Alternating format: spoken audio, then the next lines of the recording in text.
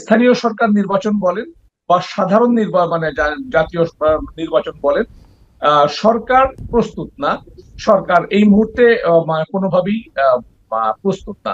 কোনোভাবে যদি সে নির্বাচনটা শুদ্ধ না হয়, তাহলে জনমনে এক ধরনের বিরূপ মানে কি বলে চিন্তা ঢুকে যাবে যে এই প্রশাসন দিয়ে ভালো নির্বাচন হবে না। আমার মনে হয় সর্বশক্তি দিয়ে একবারই জাতীয় নির্বাচন করতে যাওয়া উচিত, এবং সেটা এই সরকারের দায়িত্বের মধ্যেও যেমন পড়ে, এবং সেটা করা এই সরকারের জন্য মানে সহজ হবে।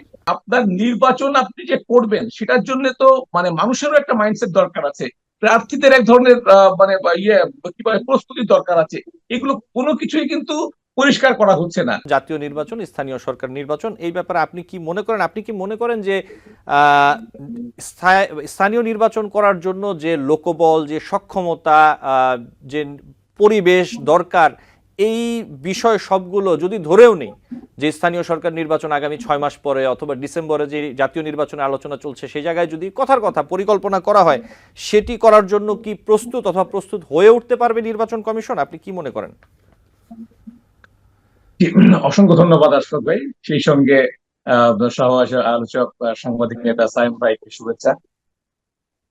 হ্যাঁ, আমি এক কথায় যেটা মনে করি যে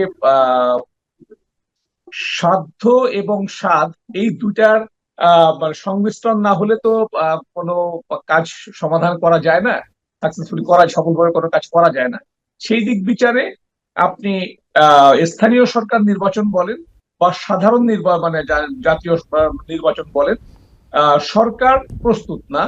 সরকার এই মুহূর্তে কোনোভাবেই প্রস্তুত না, এটা আমি বলবো। কারণ যে শক্তিগুলো বিশেষ করে প্রশাসনিক শক্তি হচ্ছে নির্বাচন পরিচালনা করে স্থানীয়, সেখানে মানে যে আমাদের মানে প্রধান যে প্রশাসনিক শক্তি, অর্থাৎ আইন শৃঙ্খলা রক্ষা বাহিনী যারা, তাদেরকে কোনোভাবে দায়িত্ব এখন পর্যন্ত দেওয়া হয় নাই।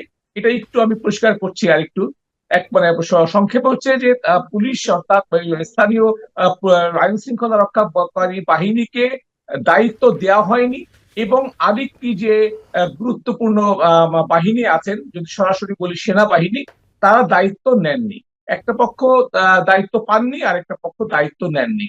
অর্থাৎ আইন শৃঙ্খলা রক্ষা বাহিনী তাদের সংখ্যা হয়তো কিছুটা ফিল আপ হয়েছে, বা যে পরিমাণ পালিয়ে গিয়েছিল বা চলে গিয়েছিল মরে গিয়েছিল সেখান থেকে কিছুটা স্থান পূরণ হলেও তাদের মধ্যে যে ট্রমা, তাদের মধ্যে যে মানে ভীতি এবং যে কষ্ট দুঃখ, এই জায়গাগুলো তারা পার হতে পারেনি, এবং আগামী 6 মাস বা 1 বছরের মধ্যে সেটা সম্ভাবনা নেই।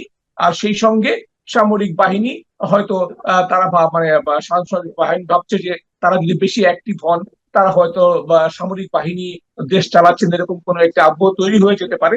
এরকম হোক বা যে কোনো কারণই হোক, তারা দায়িত্ব নিচ্ছেন না, তারা তাদের কিছু কাজে পাঠালে কিছু কাজ করছেন, অবস্থা এরকম আছে। সেই হিসাবে কোন নির্বাচন করার মতো অবস্থাতেই এই সরকার নেই, এটা আমার পরিষ্কার বক্তব্য প্রথমত। আর আর যদি একটু স্বাভাবিকভাবে বলি, সেটা হচ্ছে যে সাধারণভাবে যে স্থানীয় সরকার নির্বাচন করার কোনো প্রশ্ন তো এখন উঠেই না। কারণ এই সরকারটা অস্থায়ী সরকার, নির্দিষ্ট সময়ের জন্য সময়ের সরকার। আমরা তত্ত্বাবধায়ক সরকারের মানে কনসেপ্টে পরিচিত, যেখানে কি হয় সেই ছোট সরকারগুলো, সেই অস্থায়ী সরকারগুলো সবাই মিলে গঠন করে। অর্থাৎ মানে নির্বাচন যারা করবেন, তারা তারা প্রত্যেক পক্ষ বসে একজন নির্দিষ্ট সরকার প্রধান ইয়ে করেন, মানে দায়িত্ব দেন, এবং মানে তাদের কথা অনুযায়ী, তাদের পরামর্শ অনুযায়ী সেই সরকার প্রধান একটি পরিষদ গঠন করেন। কিন্তু এক্ষেত্রে যেটা হয়েছে, এখানে মানে সকল পক্ষ হয়তো রাজি ছিলেন ডক্টর মোহাম্মদ ইউনূসকে নিয়ে বা তার পরিষদকে নিয়ে, কিন্তু ডক্টর মোহাম্মদ ইউনূস সকল পক্ষের মানে কি বলে আলোচনা ভিত্তিক কোনো সরকার না। সেই দিক বিবেচনায় তিনি সবার সহযোগিতা একদিক থেকে পাবেন না, খুব স্বাভাবিকভাবেই। দ্বিতীয় হচ্ছে যে তিনি মানে সহযোগিতা পাবার চাইতেও বড় কথা হচ্ছে যে অন্যান্য দলগুলো কোনো দায়বোধ করবে না, কারণ তারা সবাই মিলে মানে এই দায়িত্বটা, এই সরকারের দায়িত্বটা নেননি। তো এরকম একটা জায়গা থেকে আমার মনে হয় মানে যদি নির্বাচন যেহেতু করতেই হবে, সেহেতু জাতীয় নির্বাচন করে ফেলা ভালো। কারণ স্থানীয় নির্বাচন যদি এখন করা হয়, এবং সেই স্থানীয় নির্বাচনে যদি প্রশাসন মানে কোনোভাবে ব্যর্থ হয়, তাহলে সেই ব্যর্থতা কাটিয়ে উঠবার জন্য যে পর্যাপ্ত সময়টা দরকার হবে, সেই সময় এই সরকারি প্রশাসনের কাছে থাকবে না, এই সরকারের কাছে থাকবে না, তখন আরেক ধরনের সমস্যা তৈরি হবে।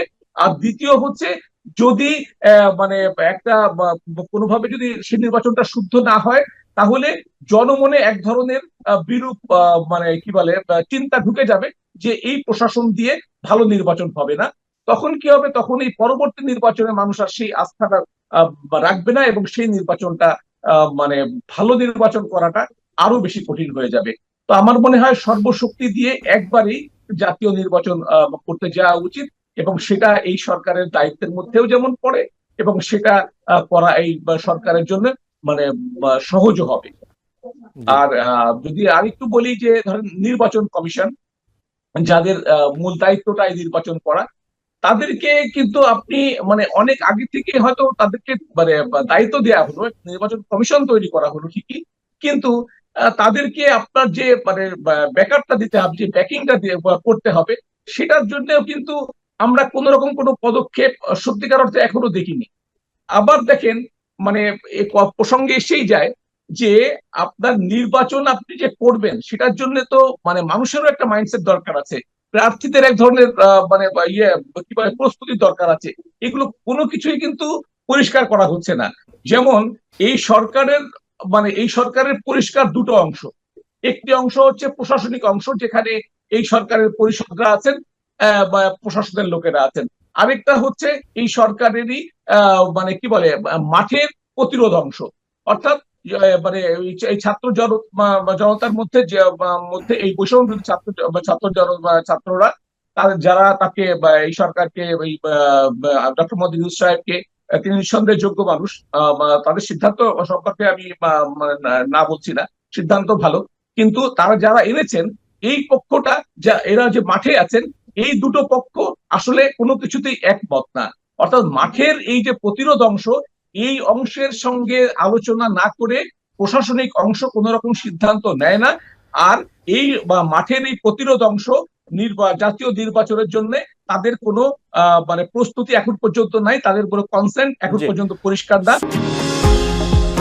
নিউ ইয়র্ক থেকে সম্প্রচারিত TVN 24 টেলিভিশন, বিশ্বজুড়ে বাঙালির কণ্ঠস্বর।